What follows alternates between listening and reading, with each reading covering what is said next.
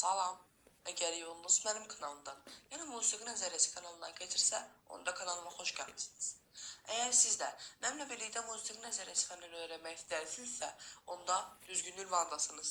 Elə gəlin ki, yeni mövzumuza. Əhəmiyyətli mövzulardan biridir.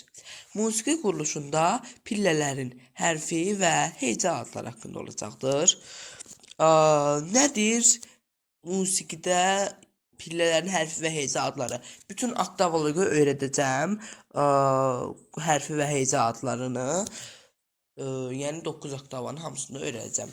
Səslər antik dövrdən insanlara məlum olmuşdur. Notlar, səslər. Amma orta əsrlərdə, yəni 1500-cü illərdə ut, re, mi, fa, sol, ya çıxmışdır. Bu səslər mövcud olmuşdur.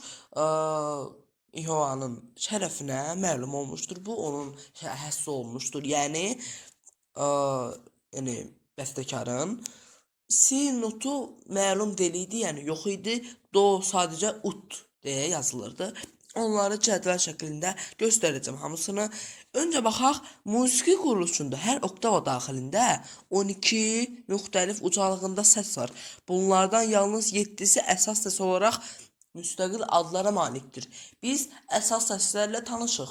Do, re, mi, fa, sol, ya, si. Bunlarla tanışıq. Amma biz bilmirik ki, onların hərfi heca adları nədir və necə müəyyən edilmişdir.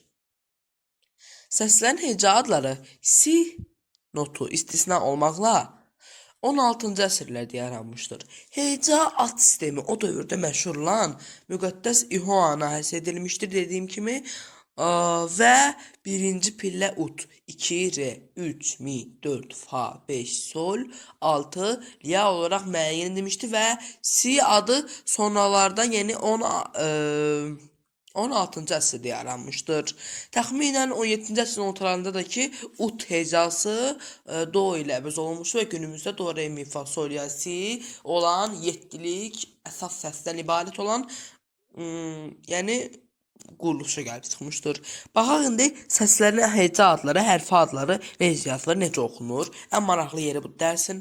Do, C, S yazılır. Oxunduqda C. R, D yazılır. D oxunur. Mi, E hərfi ilə yazılır. Y. Fa, F hərfi ilə yazılır. F deyə oxunur. Sol, G hərfi ilə yazılır və G deyə oxunur. Ya, A hərfi ilə yazılır və H, A deyə oxunur. Si isə H hərfi ilə yazılır, H hərfi ilə və H deyə oxunur. Yəni, biz bunu H deyə oxuya bilmərik də, yazılışını deyirəm. H deyə oxumalıyıq məcbur. Yəni, belə olmalı, yəni belə olmalı deyil deyəndə ki, qayda belədir. Bu fortepiano şəkli üzərində pilləmizi təkmilləşdirək. Do, S hərfi ilə yazılırdı. Re, D, mi, E, yəni Y, E deməyəcəm artıq. Oxunuşlarını deyəcəm. Fa, F, F hərfidir bu. Mən biraz qəribə yazırım F-i. Ona görə pis çıxmış ola bilər. Sol, G, yəni sol sözünə oxşamalıdır da bu. Məsələn, baxaq indi deyəcəm. Liya, ha. Liyada belə A kimi tələffüz eləyəndə biz A kimi tələffüz olunuq. Amma görürük ki, biz liya yazılıb. Biz onu liya deyə tələffüz edirik. Bu çox səhv bir şeydir tələffüzdə də. A deyə tələffüz etməliyik. Daha incə, daha yəni səsi qalınlaşdırmamalıyıq. Yəni subkontraktava deyil ki.